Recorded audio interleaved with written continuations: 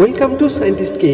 বন্ধুরা, আজ আমি চলে এসেছি প্রাণের শহর বাঁশবেড়িয়ার কুণ্ডুগলি নটরাজ পূজা মণ্ডপে। এই পূজা মণ্ডপটি আপনাদেরকে দেখাবো, আপনারা দেখতে থাকুন, একটি লাইভ করে সঙ্গে থাকবেন, পুরোটাই আপনাদেরকে দেখাবো।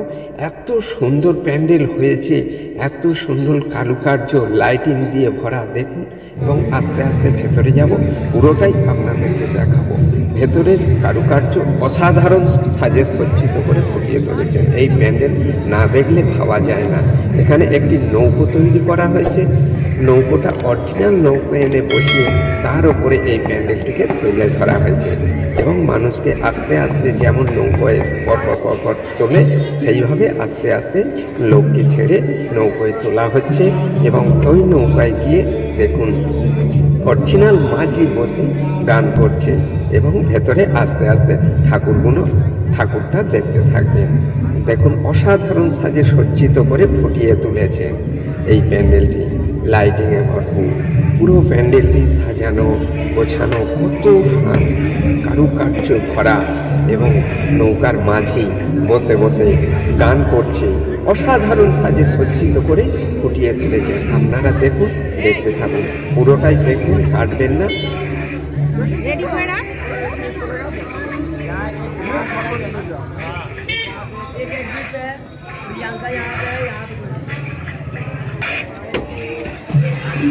এইবার আমি এই নৌকার মধ্যে উঠে পড়লাম। দেখুন নৌকার ভেতরে কত কিছু সাজিয়েছে, কলসি করে নানান জিনিস বেড়ে ধরেছে। এবার দেখুন এই নৌকার ভেতরের কারণে অরিজিনাল নৌকোয় বসে, ওই ওপরে দেখুন মাঝি বসে আছে, মাঝি বসে ডাঁট নাড়ছে এবং গান করছে। এই নৌকাটিকে সাজিয়ে ফুটিয়ে তোলা হয়েছে এবং দেখুন নদীর জলে বসে আছে, নানান কারুকার্যতে পরিপূর্ণ করে ফুটিয়ে তুলেছে।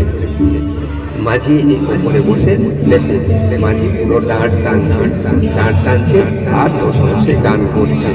আর এটা জলের ঝাঁক। এইবার ঠাকুরকে দেখুন, নটরাজ ঠাকুর কত সাধারণভাবে ফুটিয়ে তুলেছে। আপনাদেরকে পুরোটাই দেখাবো, আপনারা সঙ্গে বাবা মহাদেবকে শিবকে তৈরি করে ফুটিয়ে তুলেছে। অসাধারণ সাজে সজ্জিত করে ফুটিয়ে তুলেছেন ঠাকুরকে। দেখুন খুবই ভালো লাগে। পুরো প্যান্ডেলটি দেখতে থাকুন, আপনাদেরকে পুরোটাই দেখাই।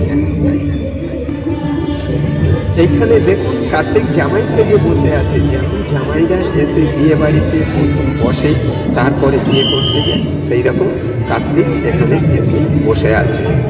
দেখতে থাকুন কার্তিক পুজোর প্যান্ডেল।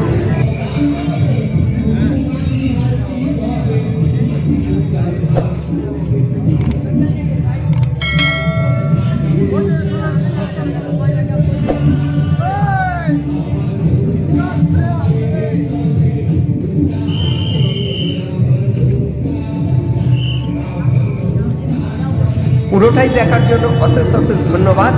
আর যদি না সাবস্ক্রাইব করে থাকেন অবশ্যই সাবস্ক্রাইব করে নেবেন আর পাশের বেল আইকনটি দাবিয়ে নেবেন পরবর্তী নোটিফিকেশন পাওয়ার জন্য। ধন্যবাদ।